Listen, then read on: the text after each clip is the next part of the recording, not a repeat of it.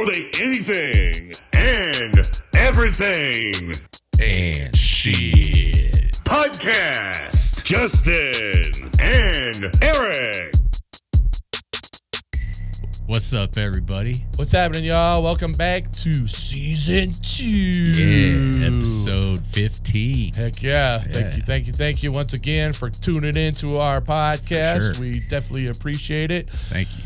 Welcome back, Justin. Yeah. Welcome back, Eric. Season.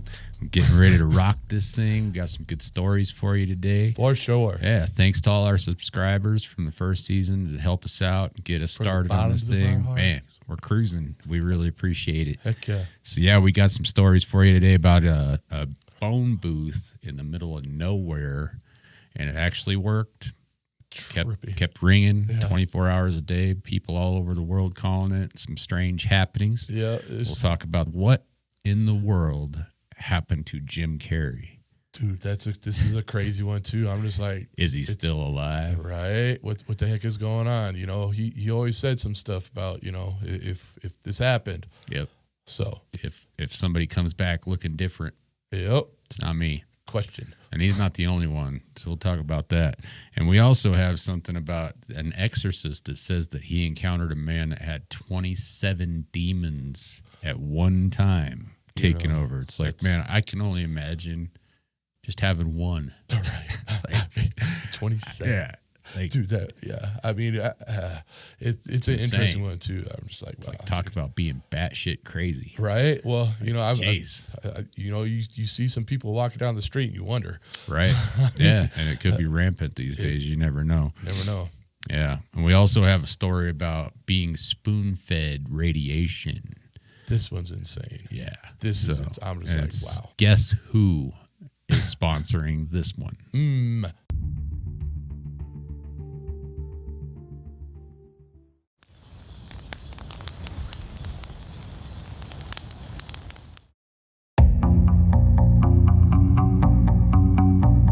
Gather round. This happened. The Mojave Desert, California, 1997. 15 miles from the nearest paved road. Down a rutted dirt track most vehicles couldn't handle, there stood a phone booth. A standard Pacific Bell booth. Glass walls, metal shelf, dangling phone book, working dial tone. It had been there for decades. No one remembers exactly why. The mine it served closed years ago. The workers were long gone. But Pacific Bell kept paying the electricity. The line stayed active. The booth just sat there in the emptiness, waiting. Then a man named Godfrey Doc Daniels found the number. He'd read about it in a punk zine. Some guy in Los Angeles had spotted a tiny telephone icon on the map and driven out to find it. Something about that stuck with Daniels. A phone booth in the middle of nowhere, a working number that no one ever called. He started calling every day. He taped each call, stated the date and time, let the phone ring, and hung up. He stuck a Post-it note on his bathroom mirror. Did you remember to call the Mojave Desert today? He made every visitor to his house call the number 2. Half an hour of tape. Nothing but ringing and the sound of his friends leaving messages for nobody. Then, less than a month in, June 20th, he got a busy signal. Someone was using the phone. He hit redial over and over until the line started ringing again. A woman answered. Her name was Lorene. She lived out near the old mine. She didn't have a phone of her own, so she walked to the booth. Daniels built a website about it. He posted the number, 760-733-9969, and a simple challenge. Call it. See if anyone answers. The internet fell in love. People started calling from around the world. London, Tokyo, Sao Paulo. The phone rang constantly in the empty desert, day and night. Then, people started making the trip. They wanted to be on the other end. They wanted to answer. And what they found out there changed them forever.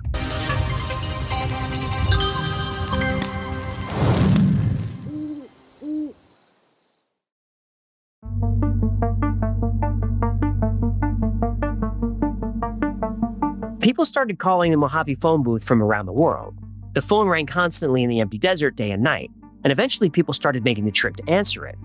They drove for hours on paved highway, then turned onto 15 miles of unpaved dirt road that rattled their cars and covered everything in dirt. They arrived at a phone booth standing alone in a landscape so empty it could have been on another planet. The glass was shot out. The phone book was gone. Graffiti covered every surface. Names, dates, messages from people who'd made the journey. And they waited. When the phone rang, the sound hit hard. In the total silence of the desert, no traffic, no voices, no hum of any kind, a ringing phone was almost violent, and you couldn't ignore it. That's weird. There it goes. Mojave Desert. This is it. Fine, thanks. People picked up and found themselves talking to strangers from halfway around the world. So there's actually a modern push-button phone there? Yes, there is. And nobody's ripped it out or destroyed it? No, and Art, it rings 24 hours a day, 7 days a week, from around the world. I talked to Switzerland. I talked to Australia, Africa. Of course, I talked to Kansas, Milwaukee, Wisconsin. What? The conversations were strange and personal. Something about the isolation made people open up. They told secrets. They confessed things they'd never said out loud. They talked to the booth like it was a priest, anonymous and free of judgment. The New York Times wrote about it in May 1998. That blew the doors off. Documentary crews showed up. Musicians wrote songs about it. The booth got its own fan sites, its own mythology. People camped next to it for days, waiting for the next call, talking to whoever happened to dial the number. This was 1997, 1998, 1999. The early internet, when the web still felt like a place where weird things could happen, where a phone booth in the desert could become the most important place in the world just because enough people decided it was. But there was something else about the phone calls. They weren't always friendly.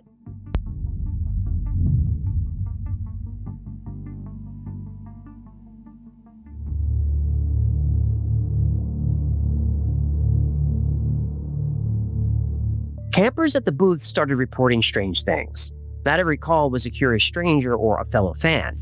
Some calls were just static, a low electrical hum that sounded like the desert wind had gotten into the wires.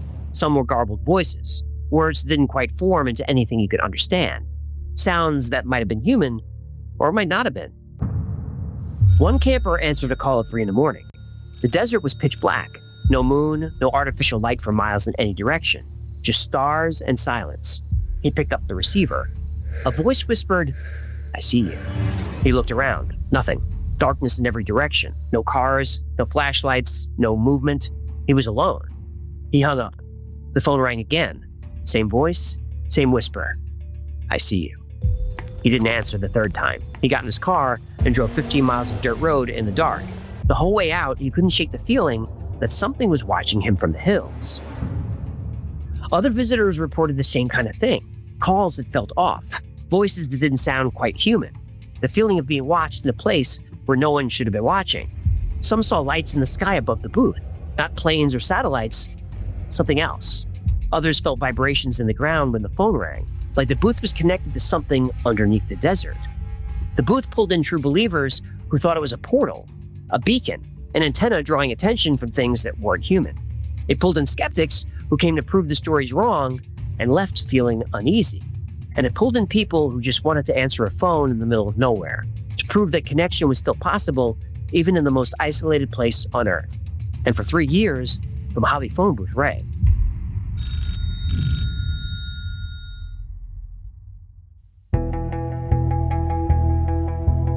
On May 17th, 2000, Pacific Bell sent a crew into the desert. They tore down the booth, ripped up the concrete pad, and disconnected the line. Per company policy, the phone number was retired. A Pac Bell spokesman later confirmed what fans had feared. They hadn't just removed the booth, they destroyed it. The official reason was environmental damage. Too many visitors driving off-road, tearing up the desert, leaving trash in what had become the Mojave National Preserve. But there was more to it. The preserve superintendent had confronted Pac Bell about long-forgotten easement fees for the land the booth sat on. Fees that had gone unpaid for years, maybe decades. Pacific Bell didn't fight it, they just pulled the plug. The number 760-733-9969 went dead. Someone placed a headstone at the site, an actual grave marker, like a memorial for a dead friend. The National Park Service removed that too. But people still visit. They drive the 15 miles of dirt road, park in the sand, and stand in the empty spot where the booth used to be. Nothing there now, just scrub brush and the faint outline where concrete once was, and the desert is already taking it back. Visitors hear a phantom ring, a faint electronic sound rising from the desert floor, coming from nowhere, drifting across the emptiness. The people who hear it swear it's real. It sounds like the booth is still there, buried under the sand, still connected to something, still waiting for someone to answer. In 2013, a phone freak named Lucky225 acquired the old number through a voice-over IP provider. He set it up so callers could reach a conference line, strangers talking to strangers again, just like the old days. The booth was gone, but the number lived. Doc Daniels spent 10 years writing a book about the whole thing.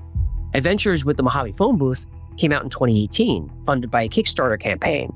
NPR's Snap Judgment did a segment on it. The podcast 99% Invisible devoted an episode to it.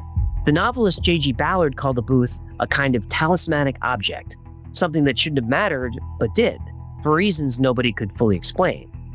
Thousands of people drove hours into the desert just to talk to strangers. They told secrets to a phone booth in the middle of nowhere because it felt safer than telling anyone they actually knew.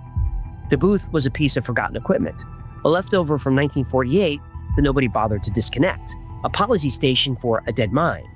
The desert is quiet now. The concrete is gone. The confessional is closed.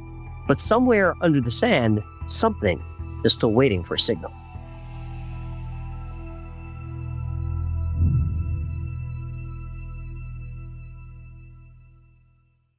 Dude, that's like, what the heck, man? I mean, like in the middle of the desert. I mean, who... Bro, I mean, that would freak me out just because if I was just out like four-wheeling or something, you know, and I was like, dude, is that a phone booth? Right. And it started ringing on top of that. Don't touch it. Don't touch it. Just get back in the truck. Get away. Let's go. Don't tell anybody what you saw here. Just so nuts. But yeah, I mean, and that's like, you know, I mean, I grew up in the desert and I mean, obviously not that part, but I mean, dude, it was all the time. You see ATVs and, you know, doom buggies and just, but yeah, and if you were to run, that would totally freak me out. And then would you, I don't know, I might answer it because I'm just that type of person, you know, but yeah. I don't know, man. Like, honestly, that kind of freaked me out. You know what I mean? Like, just the fact that there is actually a working phone booth. Right. In this day and age would freak me out a little bit. But then, you know, maybe somebody's calling for help. You never know. I mean, saying that, you know, you're able to connect with people across the world and stuff like that. And, you know, that was kind of a cool part, you know what I mean? But yeah, it would still be. Yeah, but I mean, like when they said that they felt like they were being watched. That's the part I'm talking about. It's like creepy. A running car and you can see the keys in it. And the windows are down and you're like, right. This looks like a bait car. Totally. You know, like I'm not getting in that phone booth, man. I'm sorry. That's my own thing. I wouldn't do it. Right. It'd be like I'm adventurous, but not that adventurous. It's like, well, then, you know, who knows what that voice was that was saying, I see you. And, you know, anybody could be doing that. Right. It's just to mess with people and stuff like that. Yeah. But, I mean, it's still, you're in the middle of the desert, and it's dark in the desert. Yeah. I mean, that's literally like, you know, that, that's all you see is stars. It's like the darkest dark, right? For reals, man. Yeah, like the only light there is from the stars. Just stars, yeah. And you could see all of them. It's badass, but, dude, yeah, that'd be scary, man. Yeah. I see you. What's in your hand? Chapstick. You know, that's that kind of creepy. Yeah. Man. That's that kind of creepy. Yeah, that is crazy. Well, hold tight. We're going to see what these guys have to say about Jim Carrey. Right on.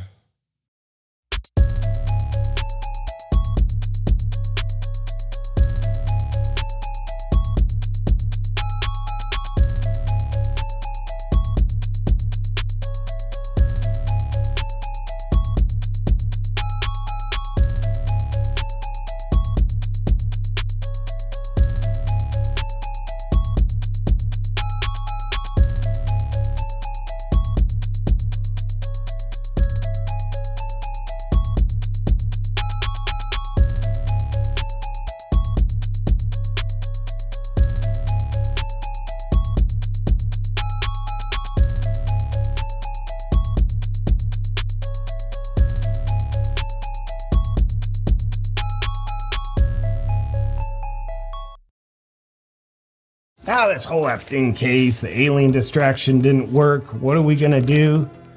Oh yeah. Cue the fake Jim Carrey. Alrighty then. My favorite funny face is the one I'm wearing right now. I don't know what to tell you. It's working on me. What the happened with Jim Carrey? I can tell you this. Some wild speculation is happening after the actor appeared at a film thing in Paris and he didn't look or act like himself. Many are saying he's a fake Jim Carrey, and they're asking what happened to the real one. Look at these photos taken just 4 months apart. Something about Jim changed. But is it something more than Jim seeing an intoxicated plastic surgeon? Well, to dispel the rumors that we saw a fake Jim Carrey, a makeup artist named Alexis Stone has come out, probably gay by the way, saying he was playing the fake Jim Carrey all along. And as Dusty Slay points out, people said this was a fake Jim Carrey, and it's been debunked by saying it was a fake Jim Carrey. People are stupid. This just in! That debunking has now been debunked too, because the Caesar Awards show in France has come out and said, no, that was the real Jim Carrey we had at our event. So that brings us to the unanswered question, what the happened to Jim Carrey? Some say he was eliminated and replaced because he said too much. Too much about what? Take a look. I don't know what happened in 1990. There was no plague that was killing children, that we had to triple the amount of vaccines. What happened after 1989? The vaccine That schedule. warranted 26 more vaccines. Agreed. Yeah. Say more, Jim. We in America are misinformed. Reality shows have warped our idea of what a hero is, or what the truth is. And here's Jim directly shining the light on the underbelly of the elites on Jimmy Kimmel. Right? Yeah. What is it? Come on, Jimmy. Seriously, the time is up. People are hip to this kind of stuff. I'm here tonight to blow the lid off it, to be the whistleblower. I'm sick and tired of the secrets and the lies. It is the secret symbol of the Illuminati, and you're a part of it. And it is the all-mocking tongue. Well, that probably had nothing to do with anything. But anyway, not long after that, his girlfriend mysteriously committed suicide, which happens to be a very common condition that affects people and their families that say too much. This just in! According to this article, the real Jim Carrey is conveniently dead and was cloned on Epstein Island.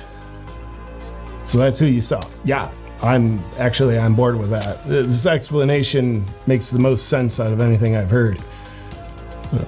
Crazy times we're living in. That's it for today's news. If you'll excuse me, I've got to go fight off my clone. Oh yeah, and you might want to keep your head on a swivel. Boston shooter over the weekend may have had some terroristic motivations, as he had on a Property of Allah shirt and a Quran was found in his car. Ugh. But you ask, how would thousands of Iranian terrorists get into our country? Remember the open borders we had during the Biden years? That causes a big problem now. Good night. Is my clone done eating breakfast? Yeah, you tell my clone if he doesn't behave, I'm making him into beef jerky. People are stupid.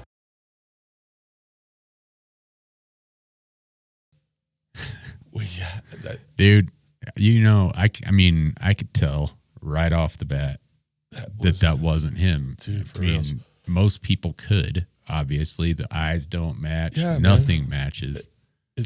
Well, I mean, just the cheekbones alone, and that's, I mean, unless he had plastic surgery and really like real quick, because that takes a long time to heal from, and I mean, and that's like I was saying with his his smiley frown, his smiley line. So they're not the same. That picture was from 4 months before. Right, and that's why I'm like, it just didn't make any sense to me. His hair couldn't have grown that fast. Dude, it's just it's no way. It was creepy. I mean, it just looking at it, I was just like, that is creepy. And then, he always said, I'm out of this business. If you see me doing something for this business, it's not me. Yep. And Jim Carrey is kind of one of those things that he's been out for a long time. He's been against the movie industry and all that stuff for a long time. That's why you don't see him in many movies at all. Yeah. I mean, I can't even remember the last one that he's been in. Like any voiceovers. I don't know. Did he ever do any voiceovers? I don't know if he did, but his movie, I can't even remember the last movie I saw that was like a new movie. Yeah, I mean, last one I kind of remember was Dick and Jane. Oh yeah, that's probably. I think that was probably maybe. Yeah, it's been a long time. Man. It's right? More than 20 years. Yeah, so it's well, you know, like Jim Brewer has actually talked about Dave Chappelle. You know, when he had a mental breakdown and turned down $50 million, and he's like, "That's what they tell you, man. They do this with everybody. They tell you that you went crazy or something like that because you went against what they wanted you to do." Right. So when he came back. He was like a completely different guy. You know, he was this little, like, thin, wiry person. And then he comes back and he's like Debo. Right. He's like, let me tell you all some jokes with this little toothpick. It's like, what happened, man? Roids or replacement? Well, right. And especially because, you know, supposedly you went to Africa and you know, I mean, there's not I just don't see him laying around in Africa getting fat. He went out there and ran from lions and fought alligators to get buff. Not a lot of people in Africa are fat, you know. I mean, dude, but seriously, they're not buff like that either. Right? The way he came out, weird. I mean, it's nuts. So I don't know, man. It's just the way Hollywood works. It's always been like a mind game, you know. And you see a lot of these actors and actresses starting to get, you know, facelifts and stuff, and you're just like, why? Well, why? I mean, they get sex changes.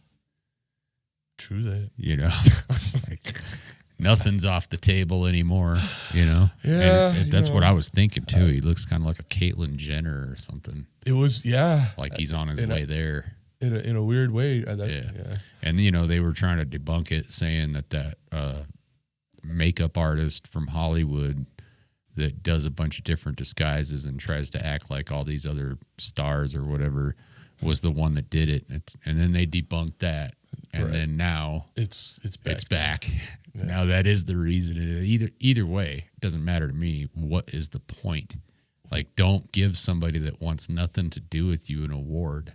And, you know, obviously your little experiment failed. Because everybody was like instantly on it. What the flip is that? Yeah. Seriously. I mean, even if Jim Carrey, you know, he's like, I don't care what you do, you know, do whatever you want.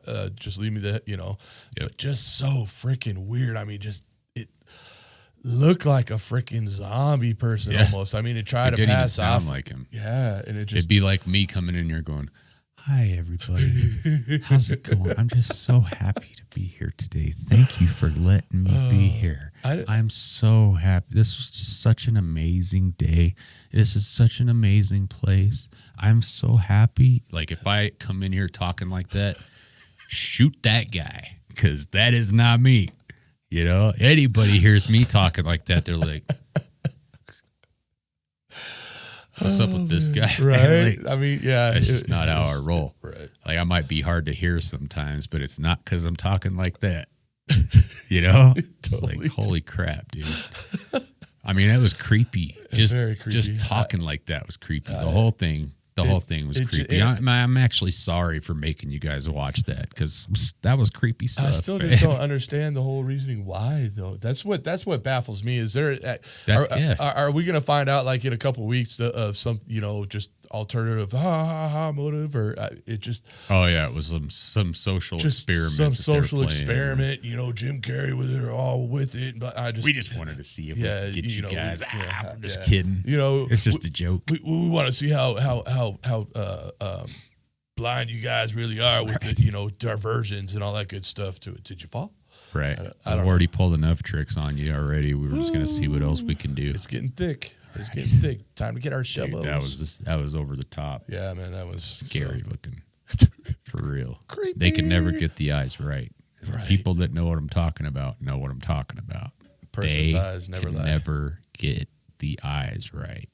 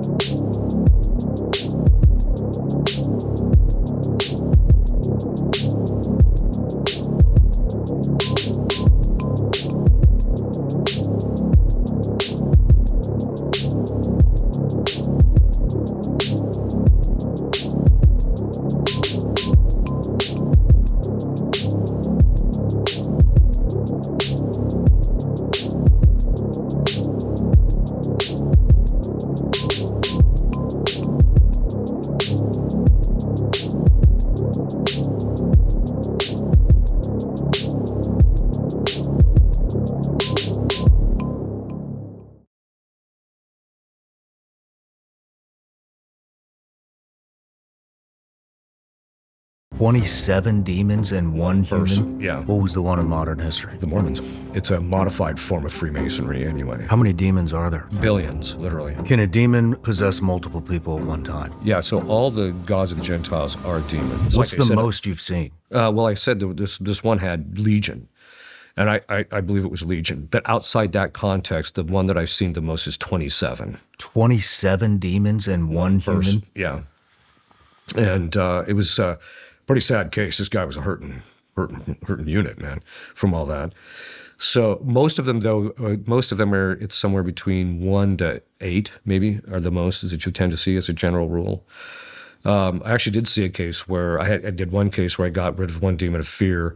The woman went out and did something really stupid, and then when she came back, it was literally like scripture: 1 leaves and 7 come back, and that was literally she had 7. So, so the number of possessors, the names, because once you know the name, there's 2 aspects to the name. One, it gives you an identity. So, for example, when I had Loki in a case. Once the demon revealed what his name was, then I was able to actually go and research historically Loki as a Norse god, because it says right in scripture, all the gods of Gentiles are demons, and so you can actually just go and look at the worship that they used to give to Loki in the past, and to the Norse god of Loki. And what you'll find out in there is almost a complete description of his personality. He's a god of mischief, and so he was just such a handle to get a hold of. But once you know the name, then you can do some research, or you can ask other exorcists if you've seen this guy, etc. The second thing is the name gives you a power over them. Now, demons will either reveal their name right off the bat if it's not going to help, if it's not going to mean that much. Or they'll hold out as long as they possibly can, because once you know their name, then it gives you a certain power over them. We actually experience this as human beings. So if I call your name, hey, Sean, if you're standing over there and I say, hey, Sean, right? When it goes into your faculties and you hear it, it draws your attention. Well, it's the same thing with them. When you're using their name, it draws their attention, and they can't get their mind off of the thing that you're telling them to do. And so it gives you a power actually over them.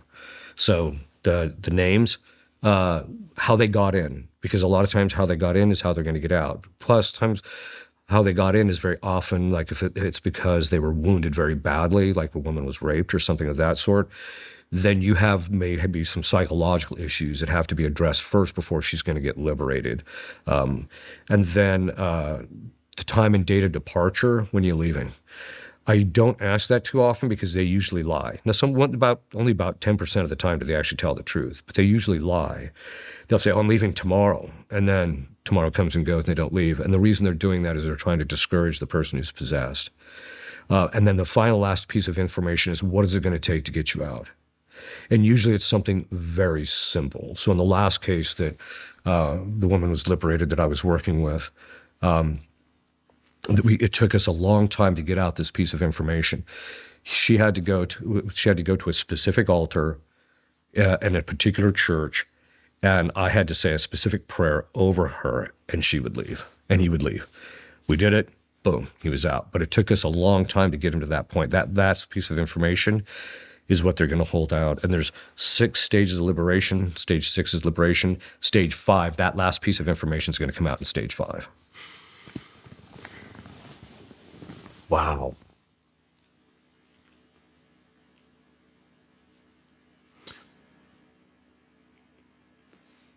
When you're talking about curses, does this play into this as well, curses? Can you ask who the curse came from? Yes. Well, they'll often reveal it.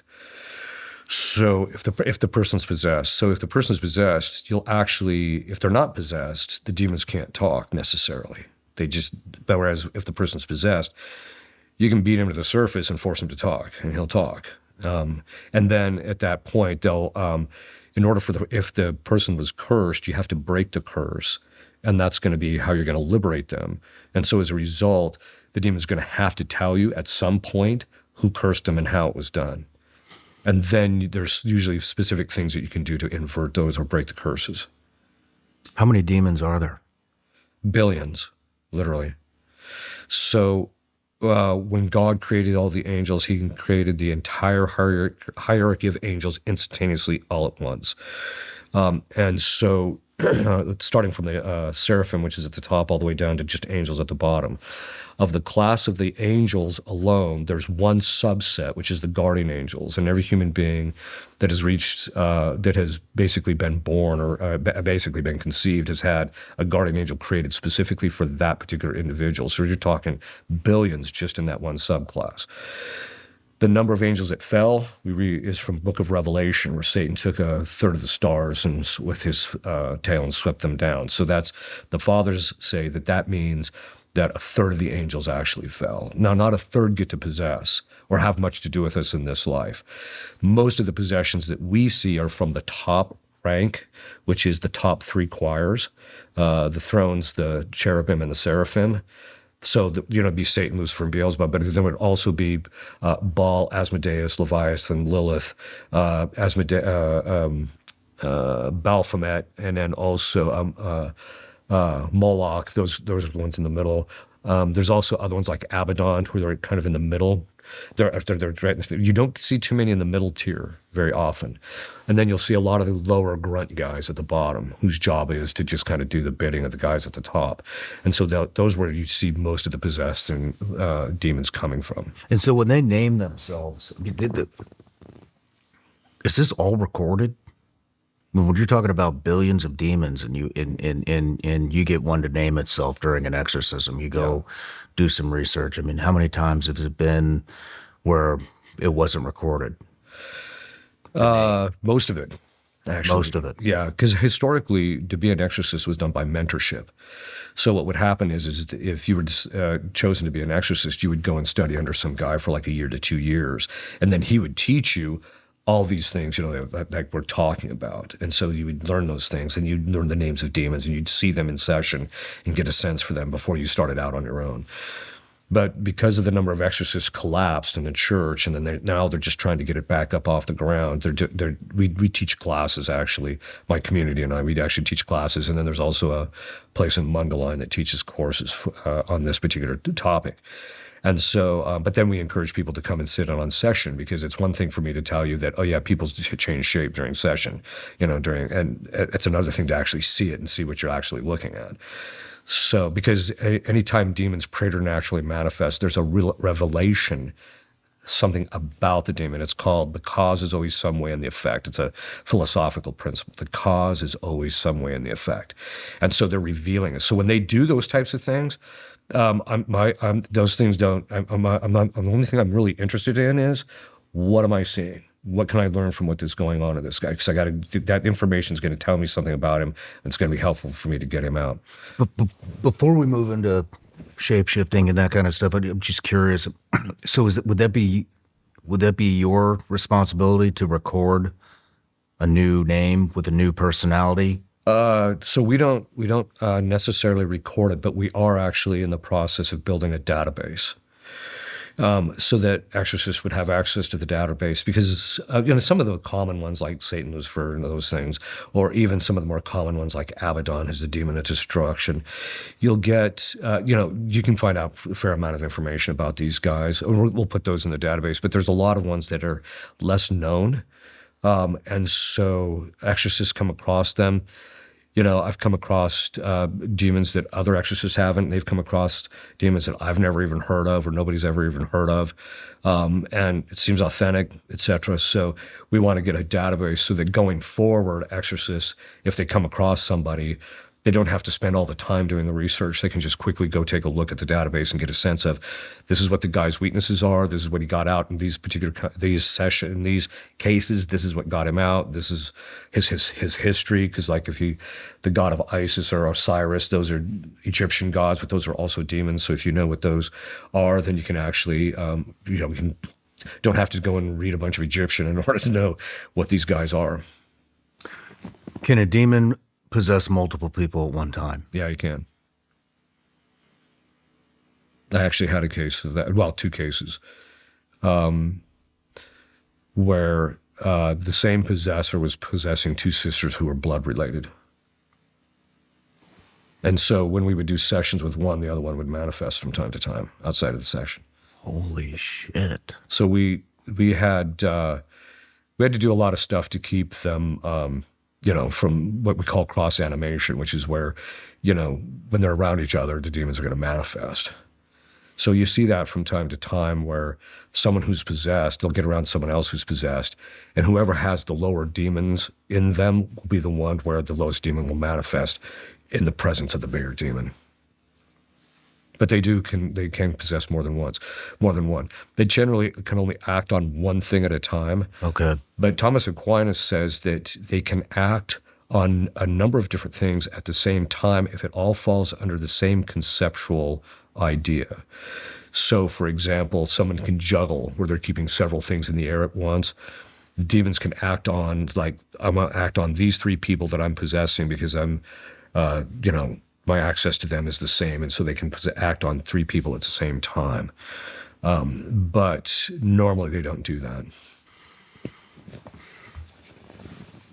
And it sounds like all of these demons were false gods at some point. You said God of a Norse god, Egyptian gods, Baal, Moloch. Yeah. Not Baphomet. Yeah, so all the gods of the Gentiles are demons, which is true. I mean, the only ones I haven't come across are ones like for the Romans. Like I haven't come across Mars or Jupiter or something like that.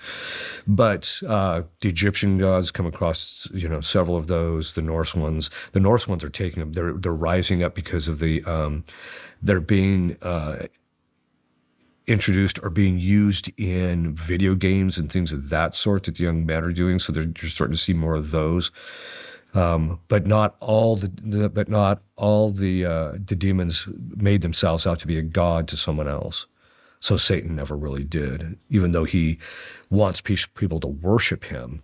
He doesn't have a specific religion. He wants his own. And they all fall under him. They do, yeah.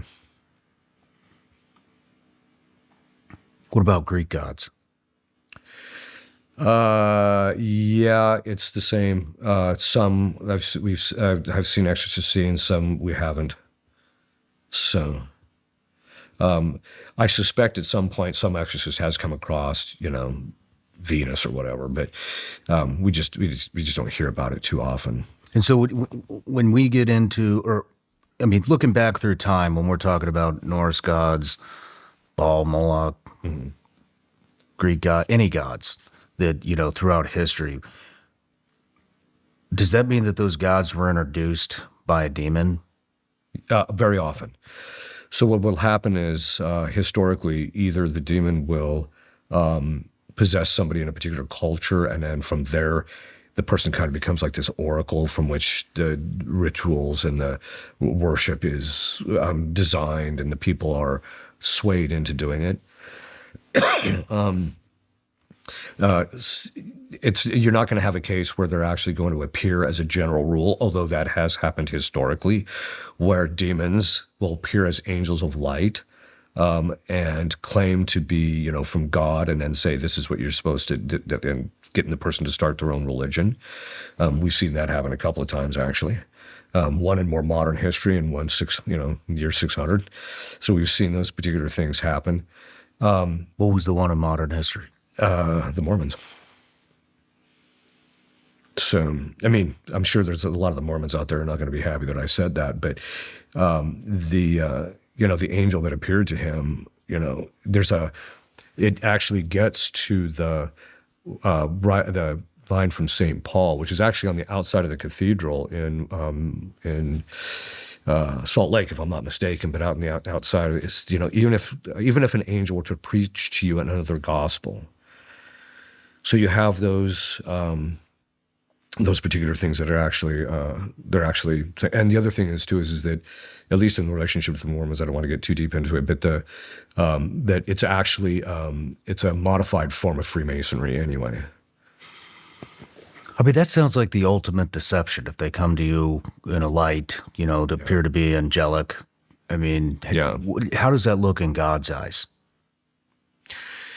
Fall into that deception. Well, God's allowing it, obviously, because they literally, like I said, the battlefield is completely determined by Christ. So Christ is allowing it. And I once asked this one colleague of mine, I said, well, what do you think is the reason for the Muslims? He said, to afflict the West. right? So God will allow these particular things to afflict us in order for us to get our act together, but also to reveal to us that, look, if you start your own religion, it's just going to go bad and it's just not going to be true. So I think in God's eyes, I think that's part of it. But I think on the side of the human beings, we're just easily deceived. Because demons they can present themselves in a very positive light. Everywhere from anything from actually appearing as an angel of light, when people actually see this bright figure appear in front of them, all the way down to giving people amorous feelings, to where so the person says, "Oh, it must be from God because it's helping me to love people more." No, that's not necessarily the case. Will we be judged for that? I mean, that it just sounds like the ultimate deception, almost, and he allowed it. Yeah. So can we be blamed if we're that? I mean, earlier you had mentioned, we're stupid. We are stupid. We are stupid. On the other hand, we're not that stupid. So, what degree of deception? I mean, ultimately, God would be able to judge the particular individual soul. So it might be possible that someone started their own religion not knowing that they were completely deceived. But my experience in reading about these people's history is there's often points that after they've had these experiences that it becomes clear to them, or they start having the thoughts, maybe I'm possessed, or maybe this isn't from God. And so they don't take the necessary steps to properly discern it. Dude, that's 27. Yeah, that's freaking a lot. Billions of demons roaming the earth, man. I mean, and that's the thing is like, there's a lot of evil people on this planet. Real. And I mean, when he said, or he asked, can they possess multiple people at one time? I was like, the first thing I thought about was the government. Right. I know I'm going to catch a lot of flack for this, probably get shadow banned or whatever, but what? Okay. Fuck it. Somebody's got to speak the truth one day, someday, and it just like, that's what it seems like. It seems like they're always. Well, right. I mean, there's killing people is no big deal. Right. And it doesn't matter what side you're on with Iran war, any war.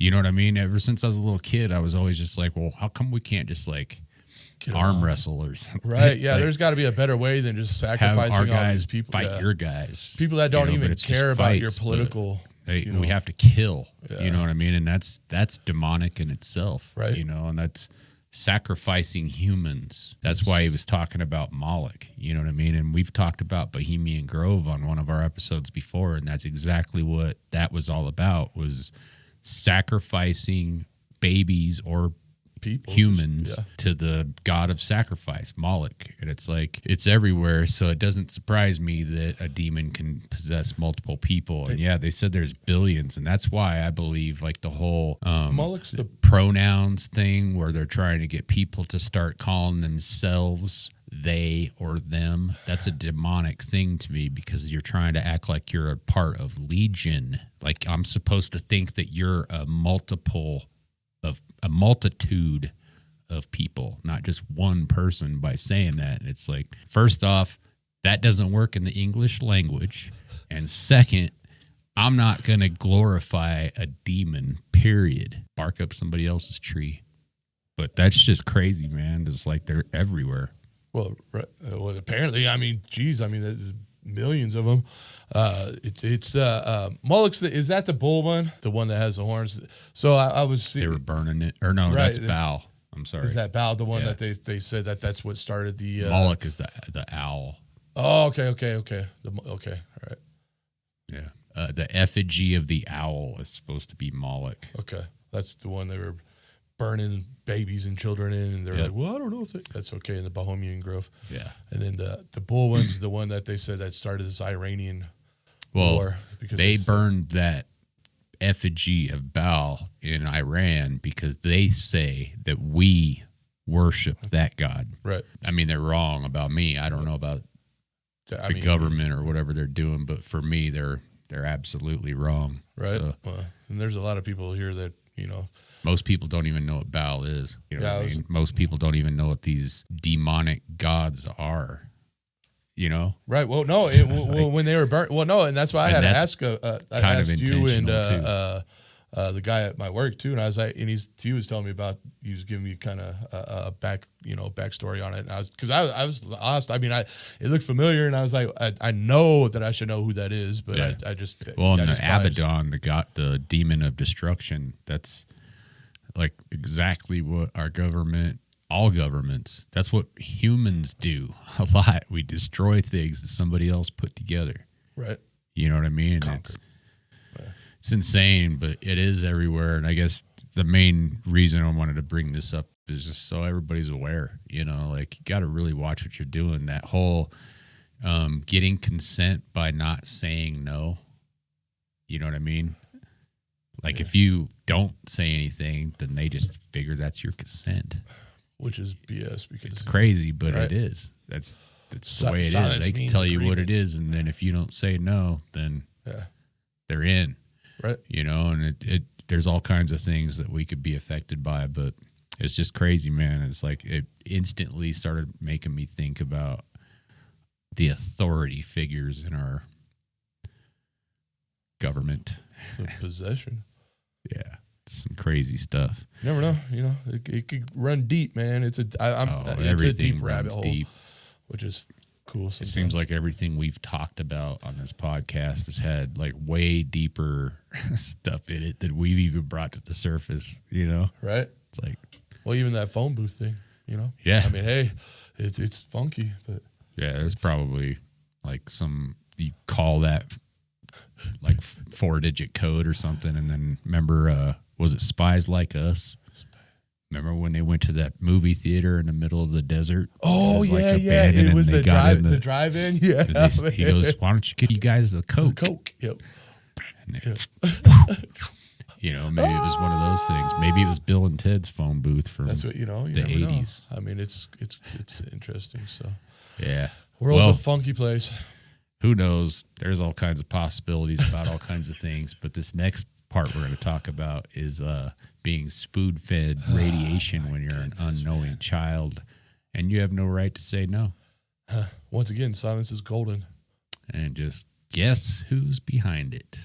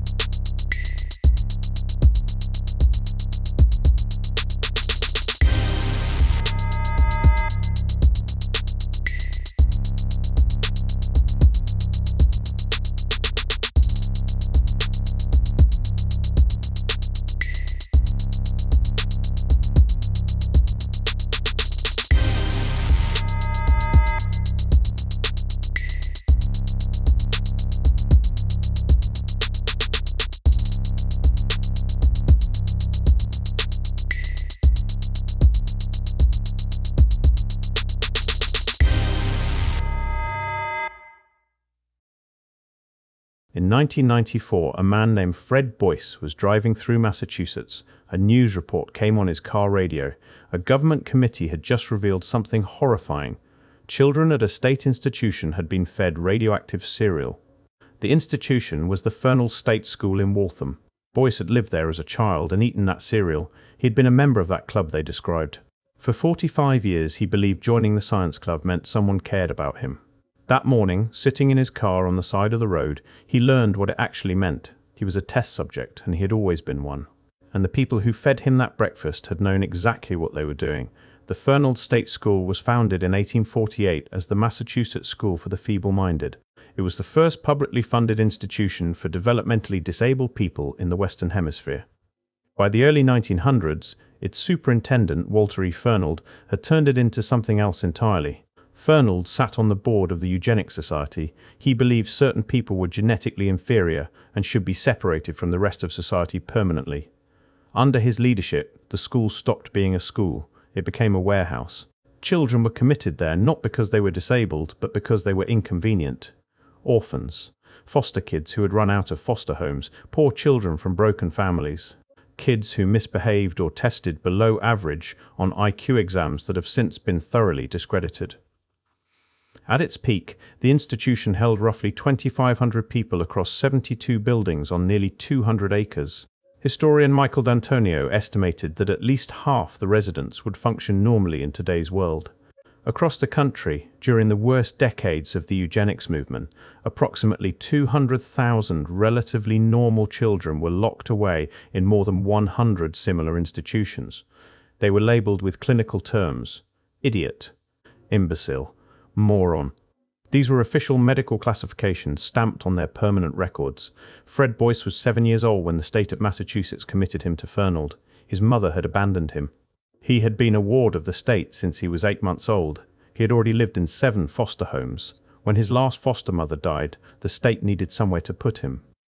Fernald was easier than finding another family, so they sent him through the iron gates and stamped his file with a single word: moron. His intelligence tested within the normal range. He simply had never been educated. The conditions inside Fernald were exactly what you would expect from a place designed to make children disappear. Staff forced boys to sit on wooden benches for hours with their arms folded. If you unfolded your arms, you were hit. Children performed unpaid manual labor, making brooms, brushes, and furniture, doing maintenance, preparing food. They received almost no education.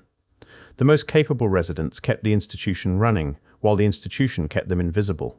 One building was later described as a place where human waste covered the floors and drugged residents sat half-dressed in rows, moaning. Visitors who came decades later confirmed those descriptions were accurate. This was the daily reality for thousands of American children whose only crime was being born into circumstances no one wanted to deal with. And it was into this environment, in the fall of 1949, that researchers from the Massachusetts Institute of Technology arrived with an idea. MIT created something called the Science Club. The pitch was simple. Join the club and you would get things no child at Fernald ever received: extra food, trips outside the institution, tickets to Boston Red Sox games, Mickey Mouse watches, attention from adults who seemed to care. About 90 boys signed up. Fred Boyce was one of them. He later said that life at Fernald was so brutal he would have volunteered for anything. If the scientist had offered an outing in exchange for eating arsenic, his hand would have gone up. The boys did not know what they were joining. Their parents, for those who had parents, received a letter from the superintendent describing special breakfast meals that would help improve the children's nutrition. The letter never mentioned radiation. It never mentioned radioactive isotopes. It used opt-out consent, meaning silence was treated as agreement.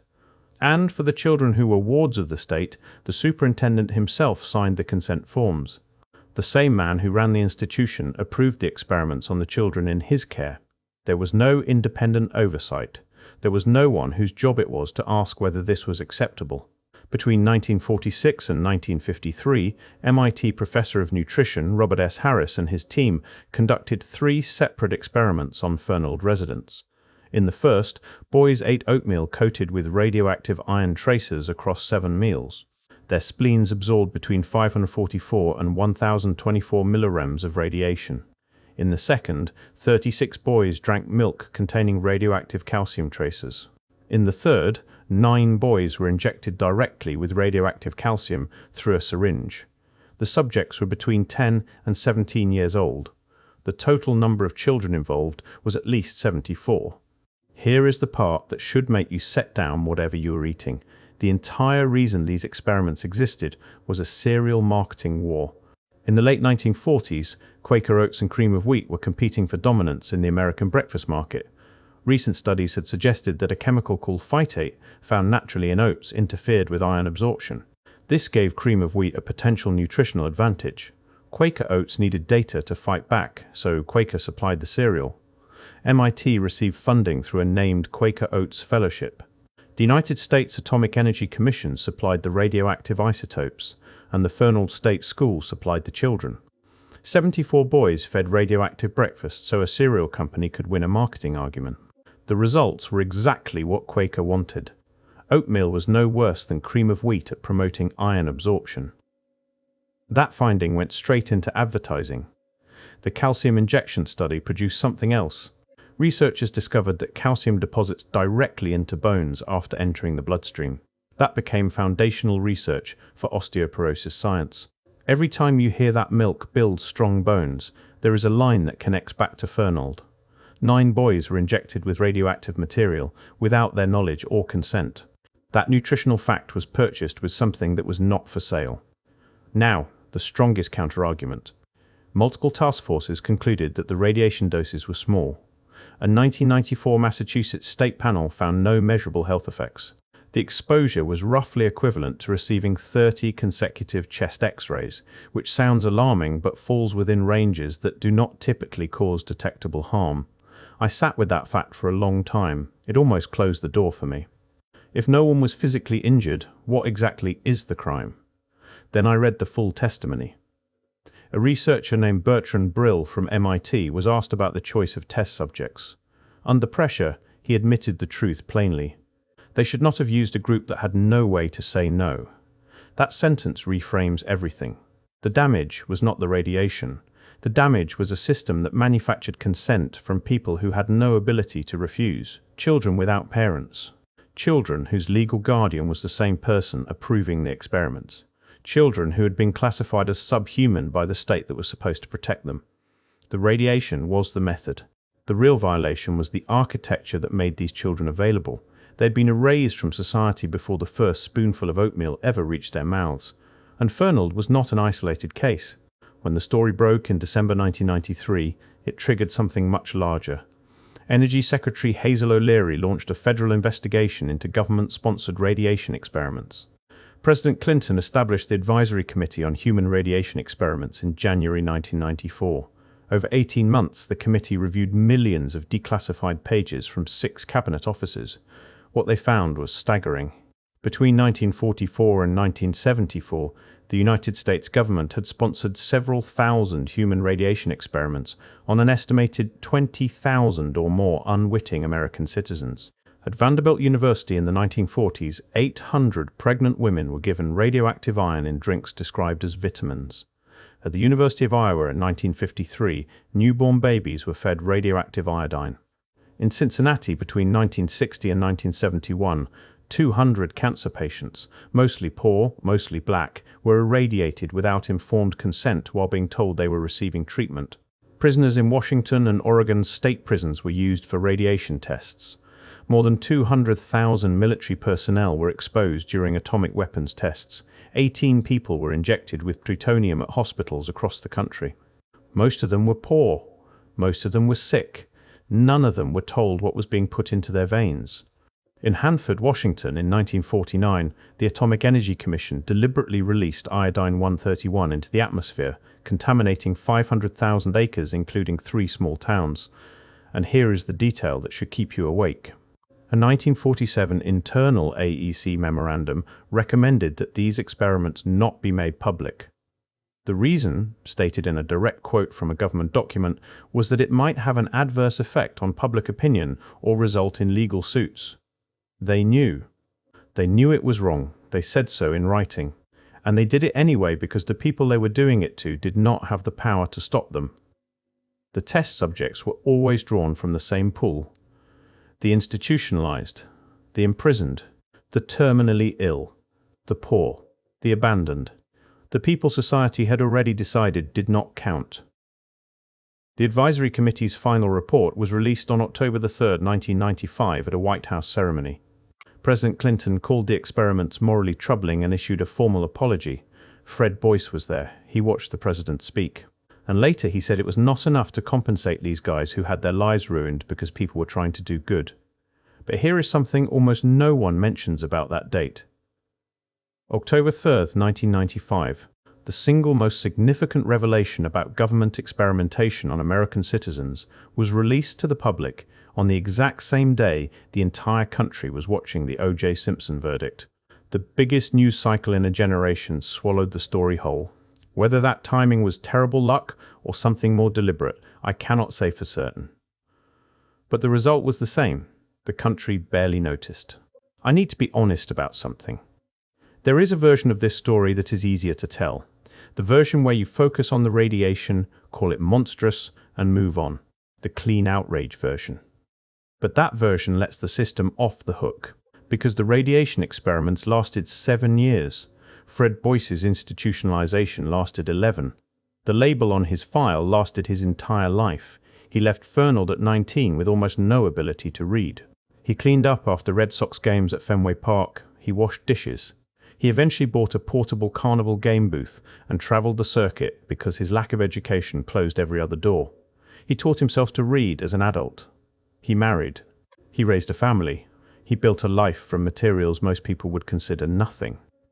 And he spent decades fighting for one thing that had nothing to do with radioactive cereal. He wanted the state of Massachusetts to remove the word moron from his records. He wanted an apology, not for the experiments, for being told he was not part of the species, for being locked behind iron gates at age 7 because the state found it easier than finding him a home. He never received that apology. When Fred Boyce died on May 6, 2006, at the age of 65, the word moron was still on his file.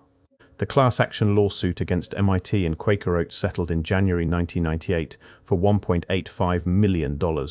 Split among claimants, each person received roughly $20,000 to $30,000. MIT's vice president compared the total settlement to the tuition of 20 students. Quaker Oats denied playing a significant role, claiming they only donated some cereal and provided a small research grant. No individual researcher was ever criminally charged. Konstantin Maletskos, the MIT researcher who studied how the boys metabolized radioactive calcium, was interviewed decades later. His response has stayed with me since I first read it. He said he felt just as good about the experiments as the day he conducted them. Just as good. About feeding radioactive material to children who could not refuse. That sentence is its own verdict. The Fernald campus closed its doors for the last time on November 13, 2014, when the final resident was discharged. The buildings still stand, but not for long. They are being demolished. In January 2024, a journalist named Oliver Egger, who is Walter Fernald's own great-great-grandson, discovered that thousands of confidential patient records had been left on the abandoned campus. Medical files. Personal histories. The documentation of lives spent inside those walls, just sitting there for anyone to find, a violation of federal privacy law confirmed by the state. And in April 2025, a 4-alarm fire swept through the site. The physical evidence of what happened at Fernald is disappearing. The buildings are coming down, the records were left to rot, and then to burn. The campus is on fire, and nobody seems troubled by what the flames are consuming. You probably had cereal this morning, or yesterday, or you will tomorrow. Somewhere in the long chain of nutritional science that shapes your breakfast, there are 74 boys who were never asked. Boys who thought joining a club meant someone finally saw them as human. Boys who discovered 45 years later that they were data points in a marketing study funded by a company that sold oatmeal. I think about what Fred Boyce said when he learned the truth. He did not describe rage, he did not describe shock. He called it a disappointing type of feeling. That is the word a man uses when betrayal is so familiar it no longer surprises him. When being used is just another version of being forgotten. When the people who were supposed to protect you turn out to be the ones who handed you over. Every morning, millions of people pour cereal into a bowl without knowing the smallest part of where the science came from, without knowing who was fed what, without knowing their names. The Fernald campus is burning and nobody is asking what is being lost in the fire. The records were left behind, the buildings are coming down, the word moron is still on Fred Boyce's file, and the cereal is still on the shelf. What the heck, dude? Like I said, human sacrifice, man. Right. It's somebody's up there going, kill them all. Right. They're not, they're not humans. They don't, matter. They're just, dude. I mean, seriously, it's over and over and over and over again. And it just it's always something, man. Right. Like it reminds me of that orphan train thing. Right. And 200,000 kids went through that place right there. And there's kids that disappeared that they don't even, and obviously something probably not good happened. Well, I mean, they probably buried them or burned them. Yeah. Cremated them, whatever they needed to do. Fed them to the pigs. Yeah, something. I mean, it's terrible that, especially back in those days. That girl talked about it on the video, this last video that we put out, where she said, you know, how do you basically control a population is you show how barbaric and evil people used to be, and then you show them how evil and barbaric people are now. Right. And that's what it struck my mind when I watched this video, because it's the truth, though. People are still evil and barbaric. Yeah. And I don't think it was like, oh, it's because we used to be. I think it's because just how people are. You know what I mean? And we want to be taken care of and have everything and all this stuff. And it's like, once you get it, that power is not enough. You know? And so we have to figure out how to, you know, with these corporations, when they're like feeding, you know, mom and pop at home malto meal or oatmeal, and they're like, I don't really know if I like the oatmeal. It's okay. We're going to go sacrifice 200,000 kids and find out if we can get some text that we can put on that label to make sure that you buy our oatmeal instead of that malto meal. It's like, holy crap, dude. I mean, it's all about money. So if they could do that, then why couldn't they bring down 3 buildings in New York City? To start a war. So they can get their, you know, insurance money and all this stuff, man. Trillions of dollars.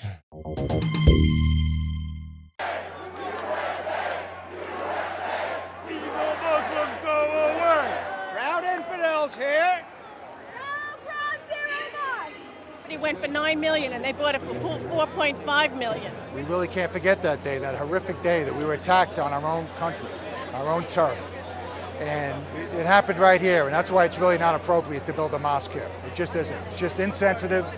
We're wide open to religious freedom, but not in this spot. My salam, I leave you with greetings of peace.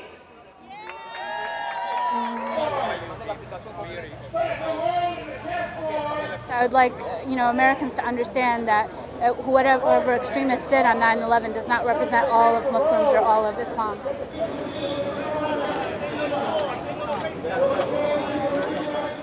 Are you watching closely? Allahu Akbar. Allahu Akbar. Who's seen those videos where they're like, oh my God, the Muslims are taking over New York City? You seen those? You seen those? Let them know that we are taking over New York City.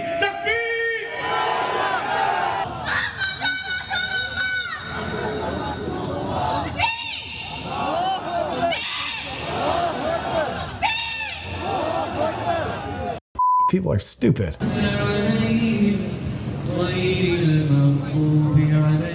Tell me about what's going on here today. So today we do this every year, and it is called Tarawih in Times Square. So Ramadan has entered for the Muslims, and Tarawih is a prayer that we pray every night. And so today the main purpose is just to show everyone what that looks like, to show people and teach people what Islam really is about, what the Quran actually says, rather than the things that are being shown in left and right in the media and whatever have you. Yes. So it's about clarity, it's about building a community and things of that nature. And have you organized it personally? Or are you with a company? The organizer is my brother. Do you think this is the behavior of a Christian? Do you think our actual Christian brothers and sisters behave like this? No.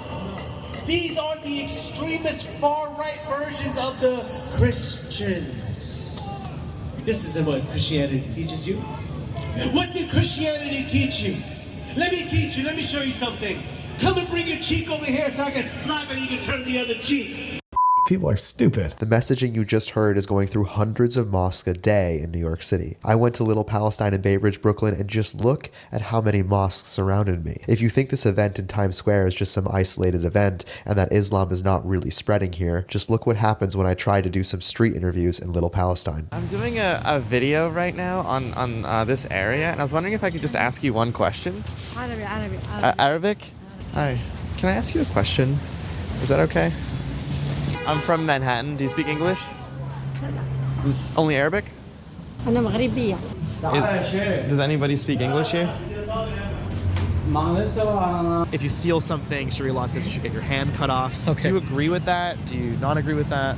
It's not for me to agree or disagree, right? But when it comes to UK or US, and they say Sharia law is coming to these countries, first of all, please make sure that we are giving them out. I'm just making sure I'm not missing anything. Okay, so first of all, in the UK and the US, when it comes to them being scared that Sharia law is coming, right? It is not, we in Islam, we actually honor the law of the land.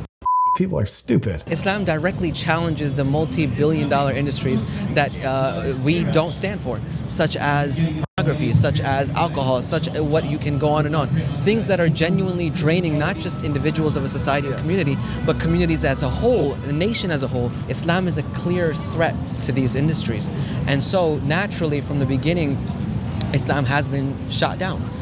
People are stupid. Because it challenges those who aim to make a fortune off of the downfall of others. Yes. And Islam is not like that. Yeah. This is their religion. This is what their beliefs are. That the best of prophets were doing the heinous and nastiest of acts. They hold the murder weapon on their necks. This is the backwardsness they're on. They draw their prophet. They draw their God. So are you surprised that they try to draw our prophet?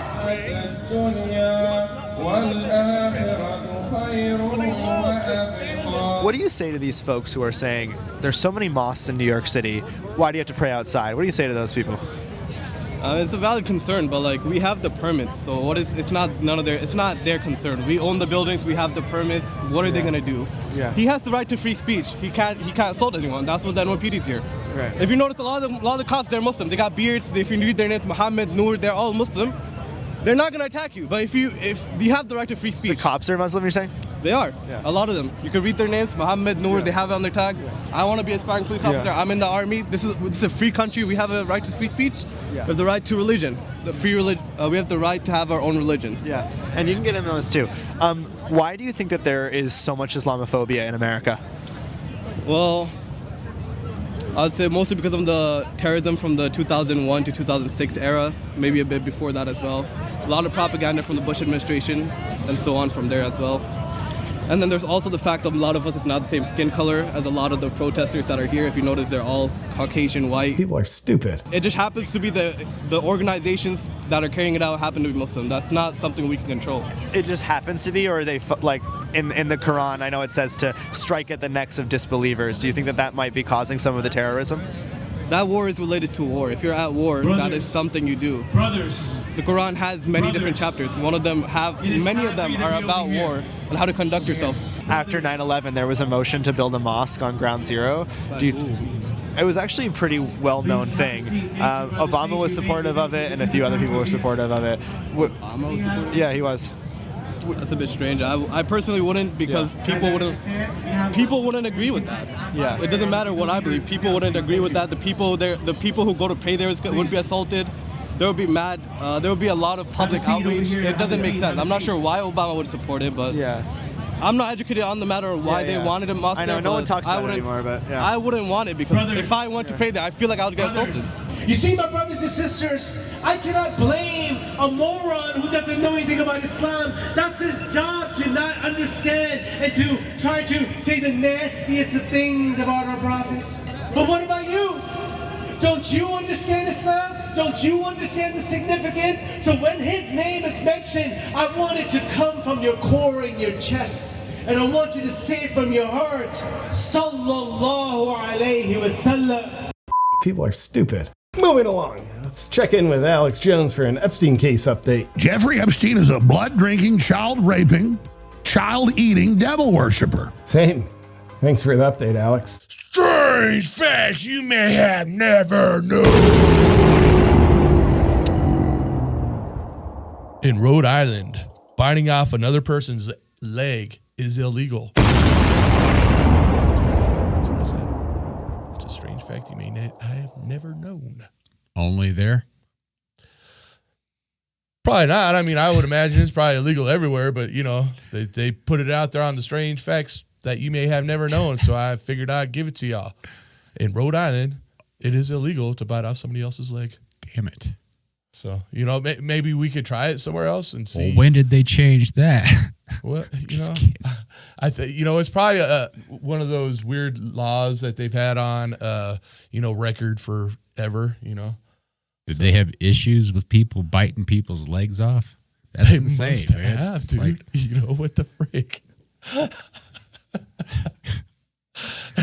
How does in Rhode how does Island that task force get developed? You know, Like, it maybe wasn't even a real leg too. I can see you're hungry. Stop looking at her leg. Turn around. Walk away. Resulted Don't in do it, man. It'll cannibalism. change your life. That's insane, man. I mean, you know, so yeah. I mean, I'm pretty sure it's frowned upon Everywhere to bite like off somebody's leg. the other 49 states. Yeah. I'm pretty sure probably Probably all- not in Canada, though. It's probably okay in Canada. Yo, hey, let's go bite out somebody's leg, eh? They're weird up there. That's insane, dude. Right on. I Well, told you it was a good one. We still have our legs Right. because we live in Colorado. Yeah, because So, I'm pretty sure it's illegal here too. So but I haven't seen people running around biting people's legs off here. That's only in Rhode Island, I guess. only in Rhode Island, so they had to make it a law. And the Aurora Mall, maybe. Yeah, if you've been to the Aurora Mall, you know what we're talking about. Yeah. Some sketchy people there. Zombies.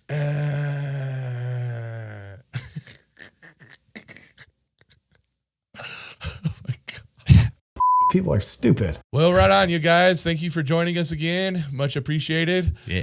Eric, this is Justin. Yeah. We definitely always appreciate you guys tuning in and giving thumbs up. Even if you want to give a thumbs down, that's okay as well.